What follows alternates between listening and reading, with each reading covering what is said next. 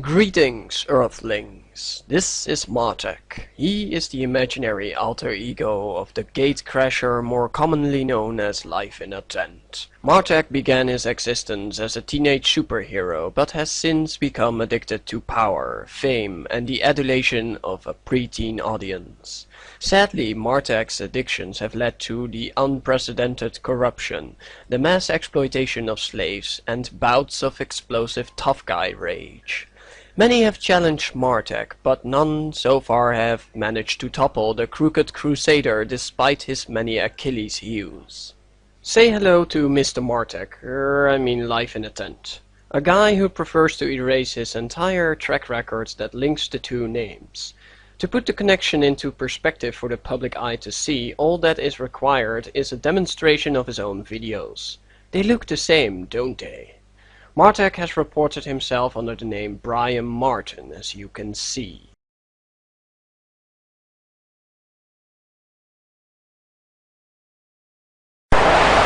Not so long ago, the AOD encountered Brian's hostile responses, and he has ever since threatened allies of ours. Most of us have noticed a certain pattern in LifeInATent's way of responding on videos that expose him for what he has been doing in the past and lately. And he seems to be allergic to people who bust him on his work methods in the area of abuse. LifeInATent decided to bother users like V for Factor 2100 and had a long back and forth PM exchange with Dangerously Talented, who recorded his private message inbox, as you can see. In one of the messages he wrote to Dangerously Talented, he says that you can infect what others perceive as cheat the system. In this video, LifeInATent will be exposed for scam, fraud, possible steroid abuse, and the abuse of YouTube partnership. So allow me to take you to the abyss of scam world. Mr. Martek is an intriguing person. Trailer park trash to some, superheroes to others, namely himself. His business endeavors reach as far back as 2006, when he set out to become billionaire CEO of two successful companies. He reached this goal in a record amount of time, roughly the length of time needed to write an online profile. He then proceeded to build a cash-gifting pyramid scheme empire and his own bank offering for purchase the mysterious X card. Both projects were said to be for the benefit of Martek's fellow Americans to bring them out of the financial crisis caused by the crash of major institutions. But the only problem was that both projects would only end up crashing the investments of his customers, and the only person who would end up benefiting was Martek. All of this has been reported on Scam.com and heavily discussed, critically examined by skeptics, and still being strongly defended by Martek. Though it is rather strange that his twin brother Kevin revealed their history of FBI visits, while he himself did everything in his power to deny it on the forums of this website. Fun fact is that he's still defending the topic of cash gifting as he continues to scream that it is not a scam. How strange indeed. According to the Federal Trade Commission and the Attorney General of California, cash gifting is an illegal scam when it is operated as an organized program. An organized program like, for instance, any of LifeInATent's many online creations, Mr. Cash Gift University, Cash Gifting Twins, Getting Cash Online, Dangerous Cash Gifting, and many others. In a quest to transform himself into his superhero character and make up for years of being beat up as a skinny kid, Martek embraced steroids. Thrilled with the effects of the steroids, Martek learned to overcome his fear of needles and began self-administering his steroid injections.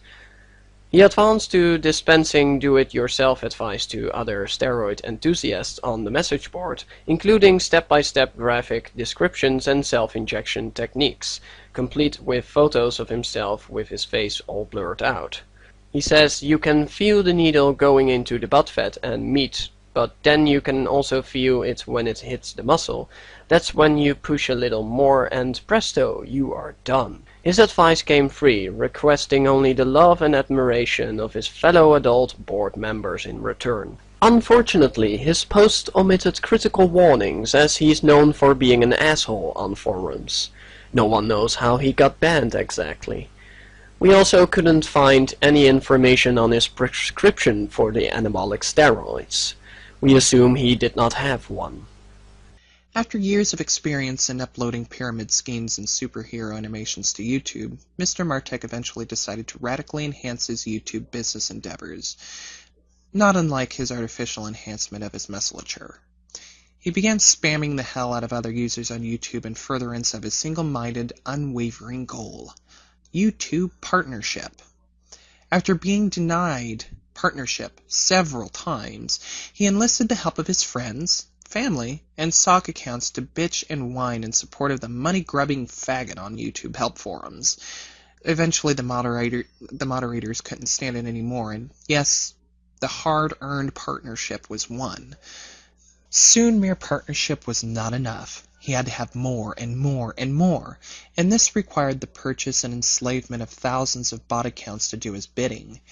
And similar to his prior steroids addictions, Mr. Martek quickly became addicted to these bots. They became an enticingly easy tool, not only for fraudulent self-promotion, but also for discrediting and punishing any opposition. Again, it was time to take things to a new level. His new weapons of choice became misleading thumbnails, misleading text, and leeching onto whatever happens to be the most popular topic of the day for his rambling videos, whether or not he knows anything about that topic or even cares. Eventually, he hit a goldmine: attacking 14-year-old children on the internet. For example, Eric Douglas, and instigating subscribers to cyberbully them on a massive scale. The scamming artistry continued, this time by concocting and launching false accusations about other more popular users like Boxy and Coppercab. This was in the desperate jealous hope that manufacturing controversy would somehow increase his own popularity. Now that LifeInATent was a partner, he had special features available to him on YouTube. One of these features is blocking your own content for copyright and disabling the view count of your own videos. Our contact informed us that he would immediately block an uploaded video to hide it, and while it was hidden, he would apply VoteBots to the video to enhance his view counts and thumb-ups. When the enhancement is finished, he makes the video public, with a significant head start on views and thumb-ups. This process takes time, so one of the telltale marks is that when the video finally appears to the public, the timestamp shows it as being half an hour old or more. On the 16th of February, LifeInATent uploaded a video entitled "Welcome Aboard Campers." I managed to grab the link of this video before it was pulled behind the scenes with a copyright block to hide it from public view. Because of this, both I and our contact were able to record LifeInATent getting caught in what he calls a YouTube glitch. We monitored the activity on LifeInATent's hidden video for the first 38 minutes it was online. During that time, we observed a thumb-up rating behavior on the video. These thumb-ups simply shouldn't have happened to a video that was blocked to the public. It exceeded 100 ratings, and when it stopped, the video was still blocked. After a while, LifeInATent for some reason chose to remove it instead and re-upload the same video. Here you can see the two different URLs of the original and the re-uploaded videos. YouTube began server maintenance shortly after the second video was uploaded. During such maintenance, view counts and adding ratings are often disabled. This may have been the glitch that LifeInATent was referring to. The video was left with a low rating count, at least a low rating count by LifeInATent standards. This created a problem for LifeInATent since the re-uploaded video would have a significantly lower vote count and would look suspicious to YouTube monitors. To camouflage the low rating count, LifeInATent disabled the ratings on the video and commented on the video to inform his campers about the glitch. 3 days later, on the 19th of February, LifeInATent announced that his Ask Liat video would go live in the next hour. Again, our contact and I waited for the link to appear before being copyright blocked. Unfortunately, we missed that moment, but when the video finally appeared, it had already been uploaded for 47 minutes, according to the timestamp. When it appeared to the public, it had a head start of 143 thumb-ups. If you are interested in seeing the entire raw recordings, there are links in the down bar. My contact recorded it too, and he managed to record the moment the video had 1375 views and 709 thumb-ups. That's over 50% of the viewers giving it thumb ups. By comparison, no regular YouTubers have videos that get over 50% votes of the amount of views. For example, on most of Thunderfoot's videos, only a mere 4% bother to give it a rating, and Coughlin616 and The Amazing Atheist get a relative rating less than 10% of the view count. Interestingly enough, I've been informed about the location of LifeInATent's VoteBot network, and they all have a very intriguing route of a connection. What's more interesting is when LifeInATent noticed that people were starting to be aware of his VoteBot abuse, and we noticed that one of his most interesting forum posts got removed by the owner of the topic. Fortunately, we noticed this and managed to record it using the cache of Google. The link is down below, so if you can video capture it before the cache changes, you would be a great service in support of evidence. Brian has registered his account under the name Martech. In addition, you can find a post of Martech on the forum of the beta version. Again, a link of this is below. Indeed, I have found the truth of all the claims, as well as making an archive of recordings and video captures that review a VoteBot abuse. LifeInATent is a channel with almost 70,000 subscribers and with some videos containing a view count less than 6,000. Coughlin616 has a subscriber base of 17,000 at least and an average view count of around the 10,000. Now what is it that is going to make me prove the theory that Brian Martin, known as LifeInATent, is guilty of using VoteBot software to accomplish the boost of his partnership income?